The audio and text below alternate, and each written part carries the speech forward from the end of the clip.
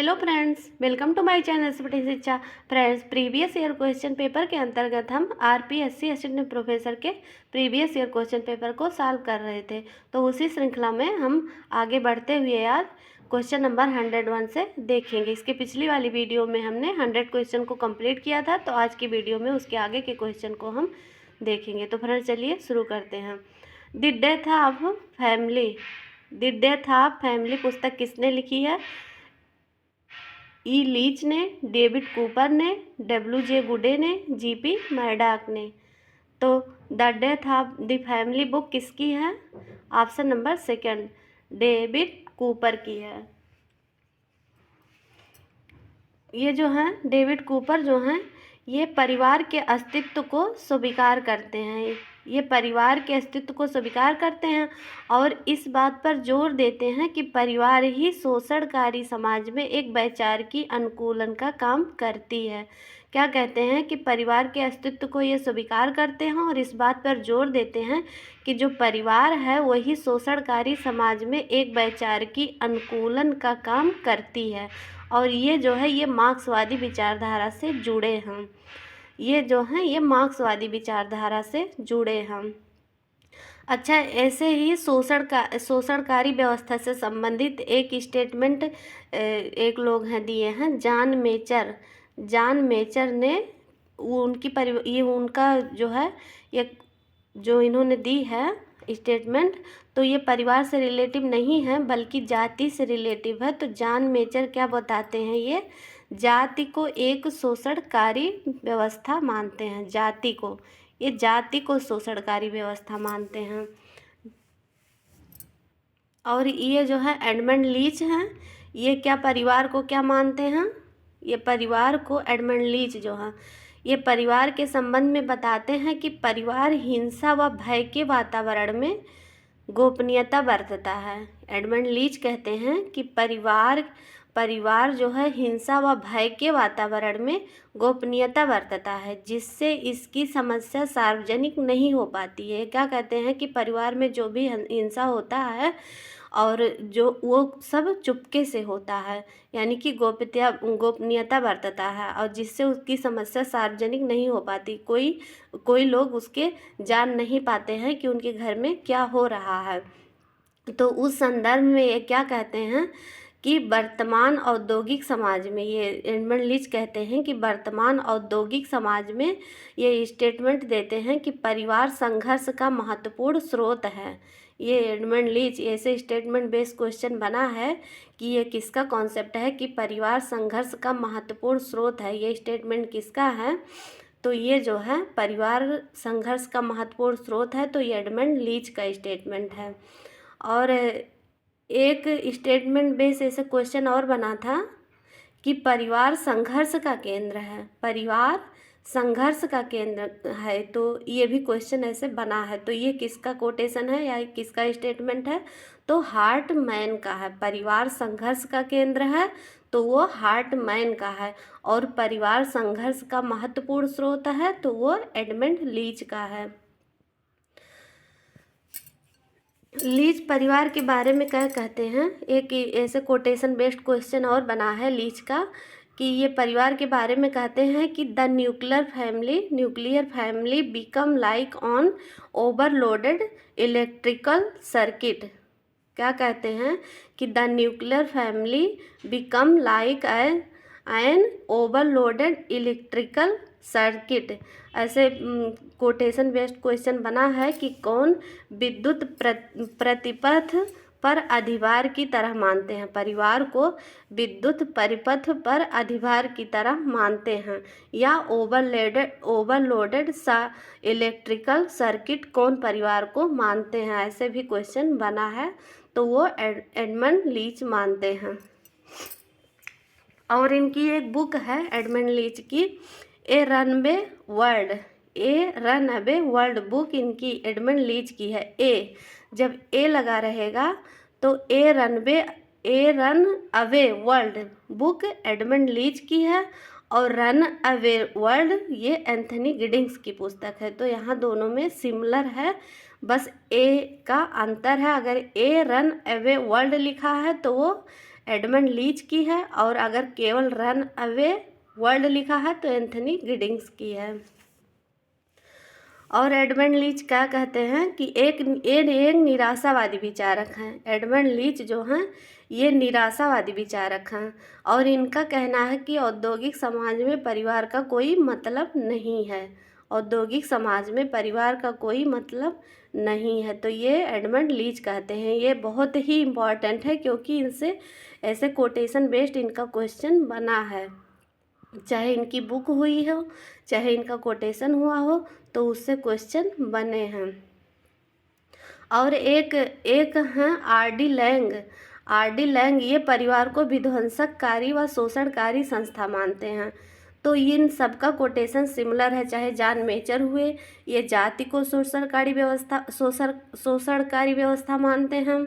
और हार्टमैन है, परिवार को संघर्ष का केंद्र बिंदु मानते हैं, और परिवार संघर्ष का महत्वपूर्ण स्रोत है, तो एडमंड लीच मानते हैं। और ये जो आर.डी. लैंग हैं ये परिवार को विध्वंसक व शोषणकारी संस्था मानते हैं। और ये आर.डी. लैंग जो हैं ये परिवार को गठजोड़ का समूह कहते हैं। परिवार को गठजोड़ का समूह कहते हैं, यानी कि family as a group of nexus, family as a group of nexus, तो ये भी आर.डी. लैंग कहते हैं। तो इन तीनों का कोटेशन जो है सिमिलर है, तो हमको यहाँ ध्यान देना है। और विलियम जे गुडे को तो हम लोग जानते हैं, इनकी पुस्तक है world revolution and family change. तो इनकी पुस्तक का ये क्वेश्चन बहुत बार बना है इनकी पुस्तक से, कि world revolution and family change नामक पुस्तक किसकी है, तो वो विलियम जे गुडे की है। और विलियम जे गुडे कौन सा एक स्टेटमेंट देते हैं कि प्रत्येक व्यक्ति बहुतों का संबंधी होता है, प्रत्येक व्यक्ति बहुतों का संबंधी होता है। ये एक स्टेटमेंट देते हैं कि प्रत्येक व्यक्ति बहुतों का संबंधी होता है, यानी कि each person is kinsman to many, kinsman to many, each person is kinsman to many, मतलब प्रत्येक व्यक्ति बहुतों का संबंधी होता है। Each person is kinsman to many, तो ये कोटेशन जो है ये विलियम जे गुडे का है। अर्थात ये क्या बताते हैं कि 2 या 3 व्यक्तियों के साथ रहने मात्र से परिवार का निर्माण नहीं होता है। 2 या 3 व्यक्तियों के साथ रहने से परिवार का निर्माण नहीं होता है, तो ऐसा कहना विलियम जे गुडे का है। और जीपी मर्डॉक के बारे में हम लोग जान लेते हैं कि जॉर्ज पीटर मर्डॉक, तो इन्होंने 250 समाजों का अध्ययन किया। इन्होंने कितने परिवार का अध्ययन किया, तो इन्होंने 250 परिवारों का अध्ययन किया, और कहा कि परिवार एक सार्वभौमिक संस्था है। क्या कहते हैं कि परिवार एक सार्वभौमिक संस्था है। तो ऐसे वन लाइनर क्वेश्चन बना है कि परिवार एक सार्वभौमिक संस्था है, ये किसका कहना है, तो जीपी मर्डॉक का कहना है। और ये दो प्रकार के परिवार की बात करते हैं, स्वतंत्र नाभिक परिवार और मिश्रित परिवार। स्वतंत्र नाभिक परिवार यानी कि इंडिपेंडेंट ऑफ न्यूक्लियर फैमिली, और दूसरा बताते हैं मिश्रित परिवार यानी कि कंपोजिट फैमिली। तो ये 2 प्रकार के परिवार की बात जीपी मर्डॉक करते हैं। हमारा अगला क्वेश्चन है क्वेश्चन नंबर 102। समाजशास्त्र की शिल्प के रूप में किसने व्याख्या की है।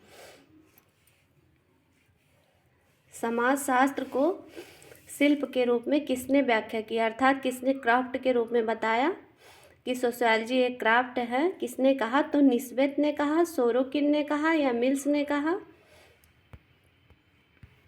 या जॉर्ज सिमेल ने कहा। तो किसने शिल्प के रूप में माना है समाजशास्त्र को, तो हमारा आंसर है मिल्स। इनका पूरा नाम है चार्ल्स राइट मिल्स। तो एक J.S. मिल है, जॉन स्टुअर्ट मिल हैं, तो उनसे कंफ्यूज नहीं होना है। शिल्प की बात जो है चार्ल्स राइट मिल्स करते हैं, यानी कि C. राइट मिल्स कहते हैं। ये जो है ये एक अमेरिकी समाजशास्त्री थे। ये C. राइट मिल्स जो है एक अमेरिकी समाजशास्त्री थे, और ये समाजशास्त्र के प्रोफेसर भी थे। और इनकी एक बुक है, बहुत ही फेमस बुक है, the power elite. The power elite book, उससे भी क्वेश्चन बना है। किसका है द पावर एलीट? तो सी राइट मिल्स की है। White collar the American middle classes, इससे भी क्वेश्चन बना है। ये भी बुक इनकी है कि white collar the American middle classes, white collar the American middle classes, तो ये बुक भी सी राइट मिल्स की है। और एक बुक इनकी बहुत ही चर्चित है कि the sociological imagination, the sociological imagination, यानी कि और ये भी पूछा जाता है कि समाजशास्त्रीय कल्पना शब्द को सबसे पहले किसने दिया था? समाजशास्त्रीय कल्पना शब्द को किसने गढ़ा था? तो ये सी राइट मिल्स ने गढ़ा था। और इनकी बुक भी है कि दी सोशियोलॉजिकल इमेजिनेशन, तो ये बुक भी है और ये शब्द भी इन्होंने ही गढ़ा था। अर्थात इन्होंने ही इस शब्द को, सोशियोलॉजिकल इमेजिनेशन शब्द को कॉइन किया था। और मिल्स ने 1960 में एक खुले पत्र, 1960 में एक खुले पत्र यानी कि ओपन लेटर इन्होंने लिखा था। तो letter to the new left नाम से, letter to the new left नाम से लिखा था। तो जो कि अमेरिका में न्यू लेफ्ट शब्द काफ़ी लोकप्रिय हुआ था इनका। और ये जॉर्ज स्टुअर्ट मिल को हम लोग देख लेते हैं, ये कौन है? क्योंकि मिल्स केवल मिल्स ही दे देता है तो थोड़ा सा कन्फ्यूजन होता है कि कौन से मिल्स के बारे में पूछ रहा है। तो जॉर्ज स्टुअर्ट मिल जो हैं वो समाजशास्त्र शब्द पर आपत्ति प्रकट करते हुए उन्होंने कहा था कि जो अगस्त कॉम्ट ने सोशियोलॉजी शब्द दिया था समाजशास्त्र को, तो उस पर इन्होंने आपत्ति प्रकट किया था। जॉन स्टुअर्ट मिल ने, जे.एस. मिल ने। और ये C.W. मिल हैं, यानी कि चार्ल्स राइट मिल्स हैं ये, और ये जॉन स्टुअर्ट मिल्स हैं। तो इन्होंने जॉर्ज स्टुअर्ट मिल ने समाजशास्त्र शब्द पर आपत्ति प्रकट करते हुए कहा कि समाजशास्त्र दो भाषाओं की अवैध संतान है। तो ये भी स्टेटमेंट बेस्ड क्वेश्चन बना है एग्जामों में कि समाजशास्त्र दो भाषाओं की अवैध संतान है। ये किसका स्टेटमेंट है? तो ये जॉर्ज स्टुअर्ट मिल्स का है। और ये जो है ये समाजशास्त्र के स्थान पर नीति शास्त्र शब्द को देने का सुझाव दिया था। इन्होंने कहा कि समाजशास्त्र का नाम नीति शास्त्र होना चाहिए, यानी कि इथोलॉजी शब्द होना चाहिए। तो ये भी क्वेश्चन बना है कि समाजशास्त्र को इथोलॉजी शब्द किसने दिया था? तो वो जॉर्ज स्टुअर्ट मिल ने दिया था। तो इन्होंने समाजशास्त्र को नीति शास्त्र या इथोलॉजी शब्द के प्रयोग का सुझाव दिया, लेकिन अन्य विद्वानों ने इनके इस शब्द को अस्वीकार कर दिया था। अन्य विद्वानों ने कहा कि इथोलॉजी नहीं रहेगा। और सोरोकिन ने क्या परिभाषा दिया? इनसे एक क्वेश्चन बना था पीजीटी 2020 में, एक क्वेश्चन बना था, स्टेटमेंट बेस्ड था। तो वो स्टेटमेंट इतना कंफ्यूज कर गया कि अधिकतर लोगों का वो क्वेश्चन गलत हो गया था। बहुत से लोगों का क्वेश्चन पीजीटी के 2020 के एग्ज़ाम में गलत हुआ था। तो सोरोकिन से आया था स्टेटमेंट, तो हम लोग देख लेते हैं। सोरोकिन जो है ये समन्वयात्मक संप्रदाय के जनक माने जाते हैं। जैसा कि समाजशास्त्र के अंतर्गत दो संप्रदाय प्रचलित हैं, एक स्वरूपात्मक संप्रदाय, एक समन्वयात्मक संप्रदाय। तो जो स्वरूपात्मक संप्रदाय के जनक थे वो जॉर्ज सी मिल थे, और जो समन्वयात्मक संप्रदाय के जनक है वो सोरोकिन हैं। तो इनका ये स्टेटमेंट जो पीजीटी में बना था कि व्यावहारिक रूप से कोई विज्ञान सिवाय गणित और औपचारिक तर्कशास्त्र के स्वतंत्र नहीं है तथा जो अन्य विज्ञानों से प्राप्त तथ्यों का प्रयोग नहीं करता हो। तो ऐसा स्टेटमेंट दिया था। तो यहाँ जो दे दिया गया था कि सिवाय गणित और औपचारिक तर्कशास्त्र के, तो इस गणित सब्जेक्ट को देखकर इतना कन्फ्यूजन था कि सब लोगों ने अगस्त कॉम्ट आंसर दे दिया और सबका क्वेश्चन जो है ये गलत हो गया। लेकिन वो ये स्टेटमेंट सोरोकिन का था। एक बार और सुन लीजिए स्टेटमेंट क्या था कि व्यावहारिक रूप से कोई विज्ञान सिवाय गणित और औपचारिक तर्कशास्त्र के स्वतंत्र नहीं है तथा जो अन्य विज्ञानों से प्राप्त तथ्यों का प्रयोग नहीं करता हो। तो ये स्टेटमेंट जो है ये सोरोकिन का है। ये विज्ञान और गणित से कन्फ्यूजन होना लाजमी था, क्योंकि जैसा है इन्होंने विज्ञानों का संस्करण दिया है अगस्त कॉम्ट ने कि पहले कौन सा आएगा, पहले गणित आएगा, उसके बाद खगोल शास्त्र आएगा। तो जो हायरार्की ऑफ साइंस विज्ञानों का संस्तरण का सिद्धांत दिया है अगस्त कॉम्ट ने, तो उससे वहाँ पे कन्फ्यूजन होना वो ज़रूरी, मतलब बहुत लोग उससे कन्फ्यूज हो गए थे। लेकिन ये स्टेटमेंट जो है ये सोरोकिन का था। और जॉर्ज सिमिल को हम लोग देख लेते हैं कि इनका स्टेटमेंट क्या है। समाजशास्त्र मानवीय अंतः संबंधों के स्वरूपों का विज्ञान है। समाजशास्त्र जो है मानवीय अंतः संबंधों के स्वरूपों का विज्ञान है। तो ये स्टेटमेंट जो है ये जॉर्ज सिमिल का है।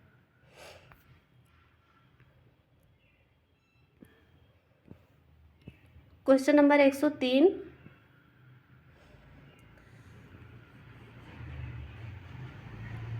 कौन सा भारतीय समाज के लिए समकालीन सामाजिक समस्या नहीं है। भारतीय समाज के लिए समकालीन सामाजिक समस्या इनमें से कौन सा नहीं है। संप्रदायवाद, जातिवाद, क्षेत्रवाद या प्रजातंत्रवाद। तो हमारा आंसर होगा ऑप्शन नंबर 4, प्रजातंत्रवाद, यानी कि डेमोक्रेटिसिज्म जो है ये भारतीय समाज की सामाजिक समस्या नहीं है। बाकी संप्रदायवाद, जातिवाद, क्षेत्रवाद ये सब भारतीय समाज के लिए समकालीन समस्या हो सकती हैं। Question number 104, Harry M Johnson के अनुसार हैरी जॉनसन के अनुसार समाज के 4 तत्व हैं। निश्चित क्षेत्र, प्रजनन, संपूर्ण संस्कृति एवं चौथा कौन सा है उसे हमें बताना है। ये भी क्वेश्चन कई बार बना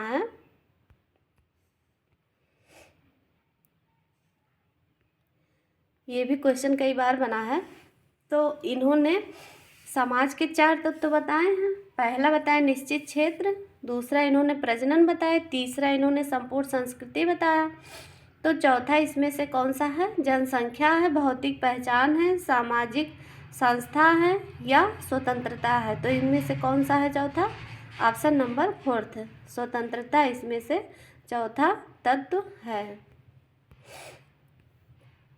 क्वेश्चन नंबर 105, कौन सी विशेषता सामाजिक संस्था की नहीं है। जो सोशल इंस्टीट्यूशन होता है उसमें से कौन सी विशेषता एक नहीं है। सक्रिय सदस्यता, क्रियाओं की व्यवस्था, मानक व्यवस्था या उद्देश्य।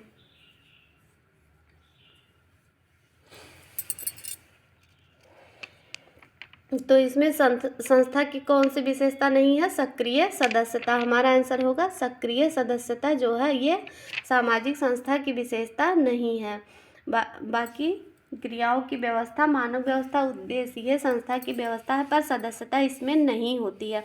संस्था क्या होता है। संस्था का स्वरूप कभी भी मूर्त नहीं होता है। संस्था जो है वो मूर्त नहीं होता है। तो इस संदर्भ में मैकाइवर पेज क्या कहते हैं कि सामाजिक समूह की कार्यप्रणाली के स्थापित स्वरूप या व्यवस्था को हम संस्था कहते हैं। मैकाइवर पेज क्या कहते हैं कि सामाजिक समूह की कार्यप्रणाली के स्थापित स्वरूप या व्यवस्था को हम संस्था कहते हैं। और इन्हीं से मिलती जुलती रॉबर्ट बीयरस्टीट का भी स्टेटमेंट है। तो हम दोनों साथ देख लेते हैं क्योंकि मैकाइवर पेज का और बीयरस्टीट का मिलता जुलता है। तो मैकाइवर पेज सामाजिक समूह की कार्यप्रणाली के स्थापित स्वरूप या व्यवस्था को संस्था कहते हैं और बीयरस्टीट क्या कहते हैं कि संस्था सुव्यवस्थित या संगठित कार्यप्रणाली को कहते हैं। संस्था सुव्यवस्थित या संगठित कार्यप्रणाली को कहते हैं। तो यहाँ कार्यप्रणाली दोनों लोगों में आया है स्टेटमेंट में, तो इसलिए कन्फ्यूजन क्रिएट कर सकता है।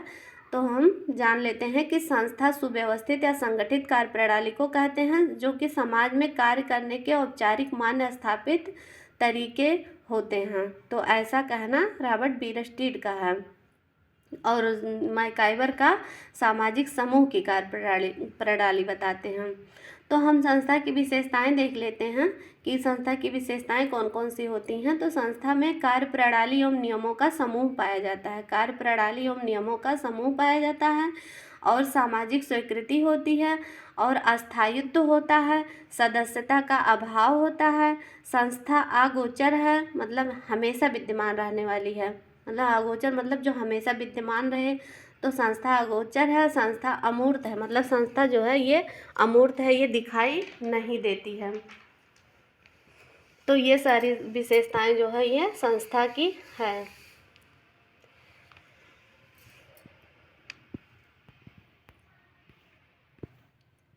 क्वेश्चन नंबर 106, प्राथमिक समूहों को मानव स्वभाव की परिचारिकाएं किसने कहा है? प्राथमिक समूहों को यानी कि प्राइमरी ग्रुप को नर्सेज ऑफ ह्यूमन नेचर किसने कहा है? तो समनर ने कहा है, बोगार्ट्स ने कहा है, कूले ने कहा है, मैकाइवर व पेज ने कहा है।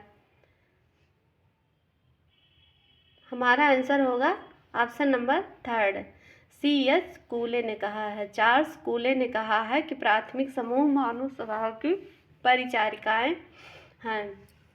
और मैकाइवर पेज ऐसे मिलता जुलता बोलते हैं कि प्राथमिक समूहों को सामाजिक संरचना की इकाई या कोशिका कौन कहते हैं? प्राथमिक समूहों को सामाजिक संरचना की इकाई यानी कि यूनिट सेल। तो यूनिट सेल की बात जब आएगी तो वहाँ पे मैकाइवर पेज हो जाएंगे। यूनिट सेल की बात मैकाइवर पेज हो जाएंगे। और बाकी नर्सेज ऑफ ह्यूमन नेचर तो यहाँ C.H. कूले हो जाएंगे। और C.H.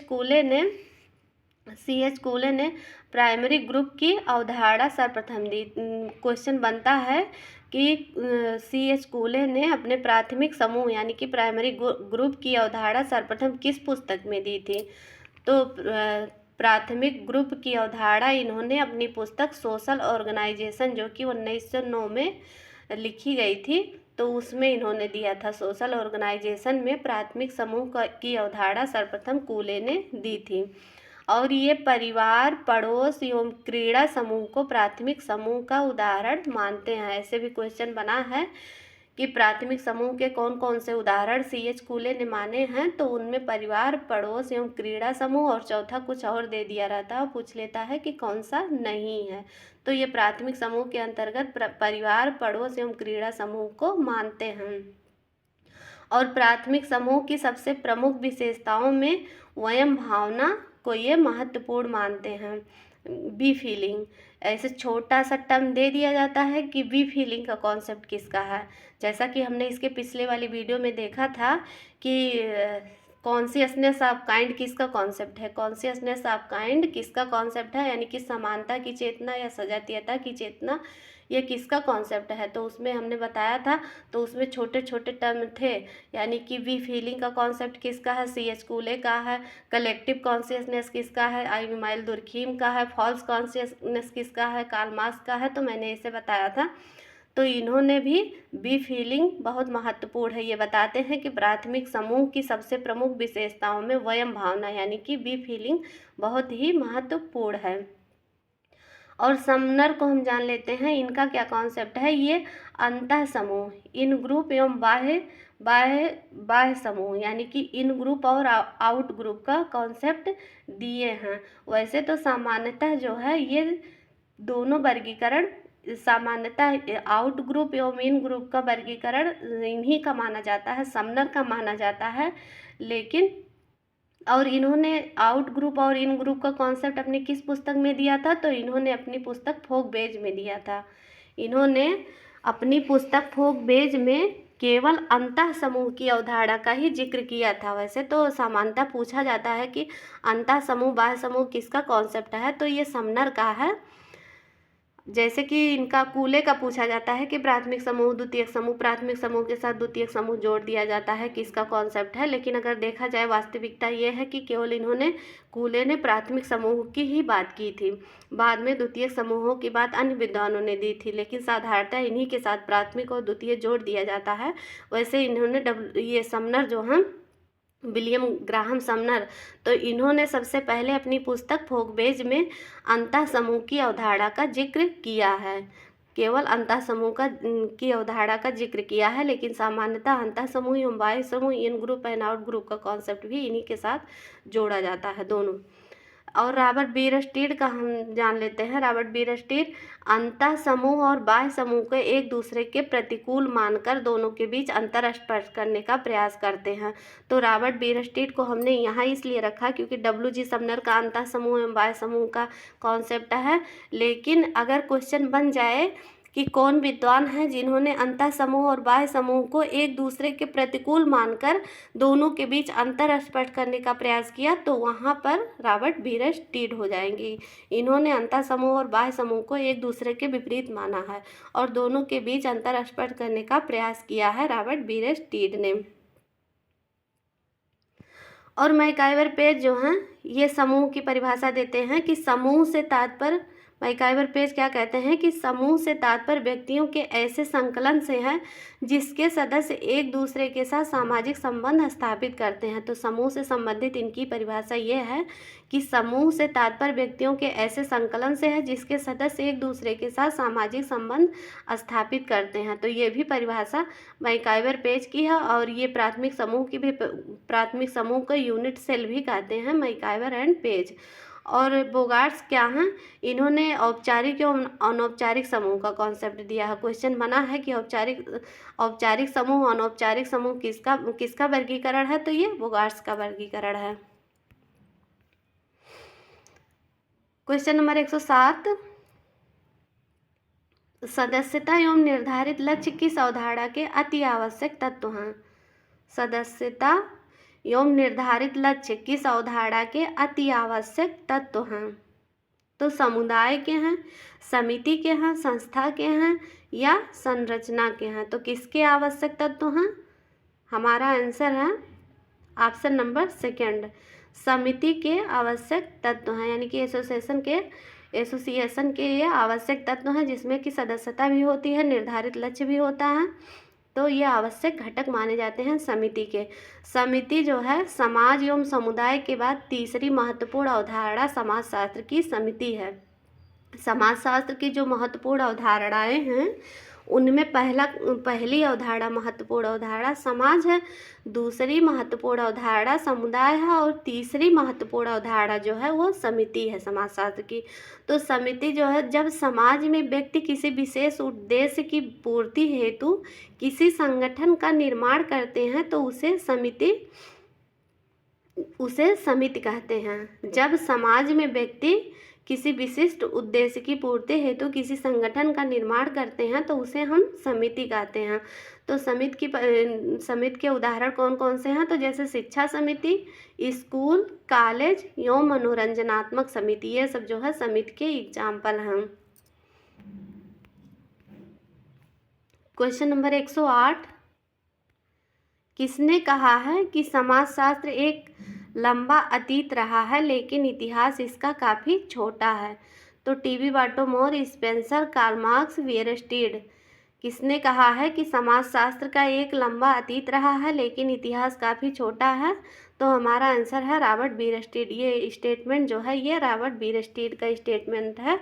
और ये क्या कहते हैं कि एक विषय के रूप में समाजशास्त्र, इनका एक स्टेटमेंट इस तरह भी है कि एक विषय के रूप में समाजशास्त्र नवीन शब्द है जबकि समाज प्राचीन है। इसलिए रॉबर्ट बीरस्टीड ने अपनी पुस्तक द सोशल ऑर्डर, इनकी एक बहुत ही चर्चित पुस्तक है द सोशल ऑर्डर, 1970 में लिखी गई, तो उसमें इन्होंने ये स्टेटमेंट दिया है और कहा कि एक विषय के रूप में समाजशास्त्र नवीन है जबकि इसका अतीत काफ़ी प्राचीन है, इसका अतीत काफ़ी प्राचीन है।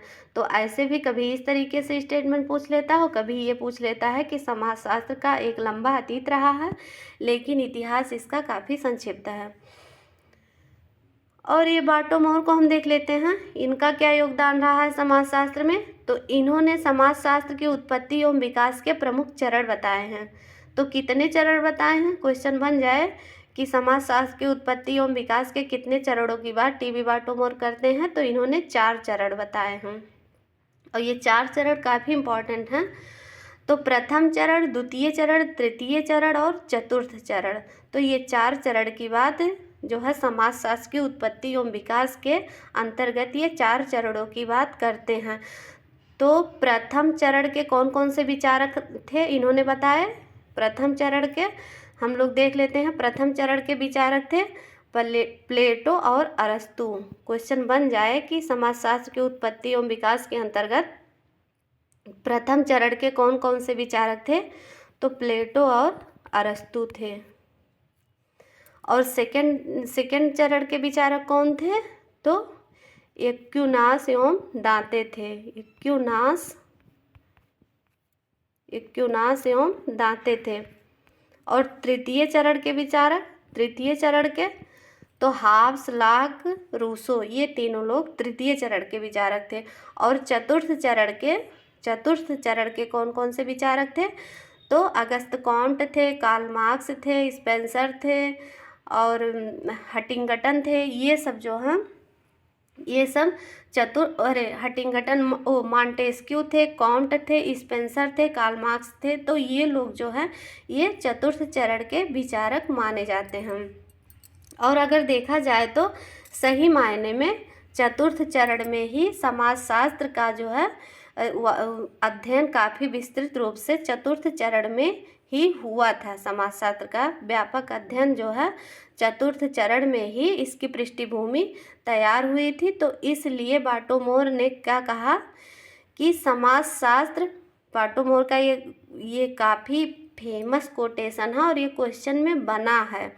GIC 2020-21 में ये स्टेटमेंट बना था कि समाजशास्त्र का प्राक इतिहास लगभग 100 साल का निश्चित किया जा सकता है, मोटा मोटी 1750 से लेके 1850 तक। तो ये ऐसे दे दिया गया था और पूछ लिया था कि ये कोटेशन या स्टेटमेंट या ऐसा कथन किसका है। तो ये जो है GIC 2020-21 में बना था और ये कथन TB बाटोमोर का है। कि क्या क्वेश्चन बना था कि समाजशास्त्र के पूर्व इतिहास को लगभग 100 वर्षों में रखा जा सकता है, मोटे तौर पर 1750 से 1850 तक। तो ऐसा निर्णायक कथन किसका है, तो वो TB बाटोमोर का था। क्वेश्चन GIC 2020-21 में बना था।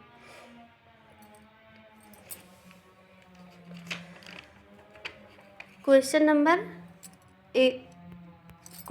109,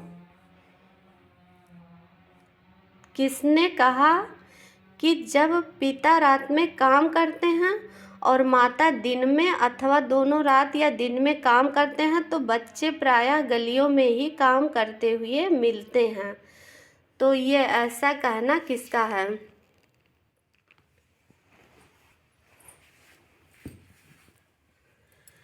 कि जब पिता रात में काम करते हैं और माता दिन में अथवा दोनों रात या दिन में काम करते हैं तो बच्चे प्रायः गलियों में ही काम करते हुए मिलते हैं। जोन्स का कहना है, न्यूमियर का कहना है, सिरिल बर्ट का कहना है, MG सेथना का कहना है। तो ऐसा कहना किसका है, न्यूमियर का है। ये किसने बोला है ऐसा, तो न्यूमियर कहते हैं। इनकी एक पुस्तक है डेलिक्वेंसी इन मॉडर्न सोसाइटी। तो उनमें एक स्टेटमेंट और देते हैं कि एक बाल अपराधी निर्धारित आयु से कम आयु का वह व्यक्ति है जो समाज विरोधी कार्य करने का दोषी है और जिसका दुराचरण कानून का उल्लंघन है। एक बाल अपराधी निर्धारित आयु से कम आयु का वह व्यक्ति है जो समाज विरोधी कार्य करने का दोषी है और जिसका दुराचरण कानून का उल्लंघन है। तो ये भी स्टेटमेंट न्यूमियर का है। और न्यूमियर एक स्टेटमेंट और देते हैं कि मित्रों का चुनाव ही बच्चों को बनाता या बिगाड़ता है। मित्रों का चुनाव ही बच्चों को बनाता या बिगाड़ता है। तो हमें इसे भी ध्यान दे देना है, क्या पता इस कोटेशन से या इस स्टेटमेंट से क्वेश्चन अब की बार बन जाए। MG सेथना, इनका स्टेटमेंट क्या है, इनका देख लेते हैं। ये क्या कहते हैं कि ये अपराध वह कार्य या त्रुटि है जिसके लिए कानून दंड देता है। अपराध वह कार्य या त्रुटि है जिसके लिए कानून दंड देता है। तो ये ऐसा स्टेटमेंट MG सेथना का है। और सिरिल बर्ट क्या है, इनका देख लेते हैं कि सिरिल बर्ट अपराध के संघर्षवादी सिद्धांत से संबंधित है। क्वेश्चन बन जाए कि अपराध के संघर्षवादी सिद्धांत से कौन संबंधित है, तो ये सिरिल बर्ट संबंधित है। और ये प्राथमिक संघर्ष और द्वितीयक संघर्ष की बात करते हैं। अपराध से संबंधित संघर्षवादी सिद्धांत देते हैं और प्राथमिक संघर्ष और द्वितीयक संघर्ष की बात करते हैं। तो यहाँ प्राथमिक द्वितीय से हमको कंफ्यूज नहीं होना है कि अगर अपराध से संबंधित प्राथमिक संघर्ष और द्वितीयक संघर्ष की बात आती है तो वहाँ तो सिरबट हो जाते हैं, लेकिन अगर विचलन से संबंधित आ जाए कि प्राथमिक विचलन और द्वितीयक विचलन की बात कौन करता है तो वहाँ पर लेमर्ट हो जाएंगे। प्राथमिक संघर्ष द्वितीयक संघर्ष अपराध से संबंधित सिद्धांत के अंतर्गत तो सिरिलबर्ट हो जाएंगे, लेकिन विचलन के संदर्भ में पूछा जाए कि प्राथमिक विचलन और द्वितीयक विचलन की बात कौन करता है तो लेमर्ट करते हैं।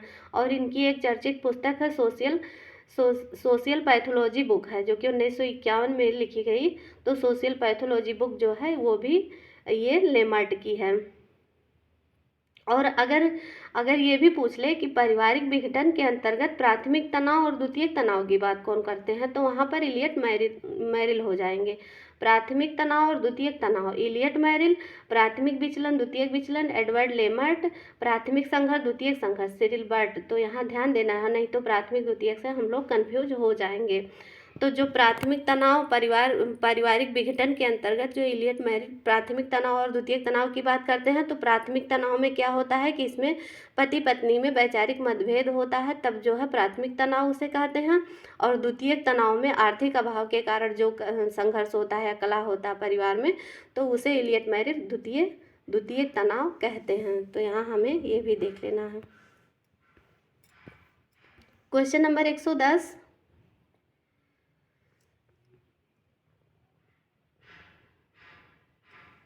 स्वर्ग का साम्राज्य एक महिमा मंडित समाज है, यह किसने कहा है? स्वर्ग का साम्राज्य एक महिमा मंडित समाज है, यह किसने कहा है? Email Durkheim, Fraser, SC. Dubey, Tyler. तो ये जो है ये इमाइल दुर्खीम ने कहा है कि स्वर्ग का साम्राज्य एक महिमा मंडित समाज है। ये समाज को सुई जेनरेस बताते हैं कि समाज एक वास्तविकता है, जो समाज एक ऐसी वास्तविकता है जो सुई जेनरेस है, यानी कि स्वतः स्फूर्त है या स्वतः उत्पन्न है। तो ये जो है ये इमाइल दुर्खीम बताते हैं समाज के बारे में। क्वेश्चन नंबर 111, किसने परिभाषित किया है कि प्रत्यक्ष अथवा अप्रत्यक्ष लाभ प्राप्ति हेतु जानबूझकर निश्चित कर्तव्य का पालन न करना ही भ्रष्टाचार है? प्रत्यक्ष अथवा अप्रत्यक्ष लाभ प्राप्ति हेतु जानबूझकर निश्चित कर्तव्य का पालन न करना ही भ्रष्टाचार है। तो ये स्टेटमेंट किसका है? रॉबर्ट सी ब्रुक्स का है, इलियट व मैरिल का है, फेयरचाइल्ड का है या सदरलैंड का है? तो ये स्टेटमेंट जो है ऑप्शन नंबर सेकेंड इलियट व मैरिल का है। किसका है? इलियट व मैरिल का है। तो अपने सगे संबंधियों के लिए भ्रष्टाचार के बारे में जान लेते हैं कि अपने अथवा अपने सगे संबंधियों, ये भी स्टेटमेंट ऐसे पूछा गया है क्वेश्चन, ये भी इस तरीके से भी स्टेटमेंट देके पूछा गया। जैसे यहाँ प्रत्यक्ष अथवा अप्रत्यक्ष लाभ प्राप्ति हेतु, तो ये भी स्टेटमेंट है कि अपने अथवा अपने सगे संबंधियों, परिवार वालों और मित्रों के लिए प्रत्यक्ष व अप्रत्यक्ष कोई आर्थिक या अन्य लाभ कमाना भ्रष्टाचार है। तो ये स्टेटमेंट किसका है? तो ये इलियट मैरिल का है। और रॉबर्ट ब्रुक्स का स्टेटमेंट देख लेते हैं। तो ये कहते हैं कि भ्रष्टाचार में किसी मूर्त या अमूर्त लाभ के लिए किए जाने वाले गैर कानूनी कार्य भी सम्मिलित होते हैं। भ्रष्टाचार में मूर्त या अमूर्त लाभ के लिए किए जाने वाले गैर कानूनी कार्य सम्मिलित होते हैं। प्रत्यक्ष अप्रत्यक्ष की बात रहेगी तो इलियट मैरिल रहेंगे, और मूर्त या अमूर्त की बात रहेगी तो रॉबर्ट ब्रुक्स रहेंगे। और भ्रष्टाचार का समाजशास्त्र, अगर भारत में देखा जाए, भारत में भ्रष्टाचार के बारे में देखा जाए कि इस कॉन्सेप्ट पर किसने अध्ययन किया है, तो प्रोफेसर योगेंद्र सिंह ने भारतीय संदर्भ में भ्रष्टाचार के समाजशास्त्र से संबंधित हैं। और ये प्रोफेसर योगेंद्र सिंह जो हैं भ्रष्टाचार के लिए सार्वजनिक संस्थाओं और सिस्टम को जिम्मेदार मानते हैं। योगेंद्र सिंह जो हैं ये भ्रष्टाचार के लिए सार्वजनिक संस्थाओं और सिस्टम को जिम्मेदार मानते हैं। और जो है भारत में भ्रष्टाचार फैलाने में मध्यम वर्ग की अहम भूमिका रही है। भारत में जो भ्रष्टाचार उत्पन्न होते हैं उसको बढ़ाने में मध्यम वर्ग, जो मिडिल क्लास के लोग हैं, उनकी अहम भूमिका रही है। और भ्रष्टाचार को हम देख लेते हैं कि भ्रष्टाचार जो है वो अंग्रेजी भाषा में करप्शन कहा जाता है, इंग्लिश में करप्शन कहा जाता है, जो कि लैटिन भाषा के लैटिन भाषा के करैक्टस से लिया गया है, क्राउटस से लिया गया है। जो करप्शन है ये लैटिन भाषा के क्राउटस से लिया गया है। तो जिसका मतलब होता है, जिसका अर्थ होता है कि तरीकों और नैतिकता में आदर्शों का टूटना, तरीकों और नैतिकता में आदर्शों का टूटना, यानी कि रिश्वत लेना आदि जो है उसका मतलब होता है। क्राउटस का मतलब होता है, जो लैटिन भाषा का क्राउटस है उसी से करप्शन शब्द लिया गया है। और समाजशास्त्रीय अर्थ में भ्रष्टाचार सार्वजनिक जीवन में प्रतिष्ठित व्यक्ति का आचरण है जिसके द्वारा वह अपने व्यक्तिगत स्वार्थ या लाभ के लिए अपनी स्थिति या शक्ति का दुरुपयोग करता है। समाजशास्त्रीय अर्थ में देखा जाए तो भ्रष्टाचार क्या है कि भ्रष्टाचार सार्वजनिक जीवन में प्रतिष्ठित व्यक्ति का आचरण है जिसके द्वारा वह अपने व्यक्तिगत स्वार्थ या लाभ के लिए अपनी स्थिति या शक्ति का दुरुपयोग करता है। और ये क्वेश्चन ये भ्रष्टाचार से संबंधित बनता है कि भ्रष्टाचार निरोधक अधिनियम कब पारित किया गया था। भ्रष्टाचार निरोधक अधिनियम कब पारित किया गया था, तो 1947 में पारित किया गया था।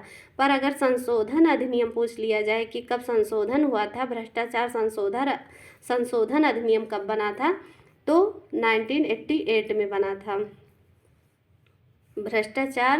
भ्रष्टाचार निरोधक अधिनियम 1947 में बना था, लेकिन संशोधन अधिनियम 1988 में बना था। और भ्रष्टाचार विरोधी दिवस कब मनाया जाता है, तो 9 दिसंबर को भ्रष्टाचार विरोधी दिवस मनाया जाता है। तो फ्रेंड्स, इसी के साथ आज की वीडियो को हम समाप्त करते हैं। बाकी के क्वेश्चन को हम नेक्स्ट वीडियो में कंटिन्यू करेंगे। अगर वीडियो हमारी पसंद आए तो वीडियो को लाइक ज़रूर करिए और शेयर ज़रूर कर दिया करें, और चैनल पर नए हैं तो चैनल को सब्सक्राइब करिए।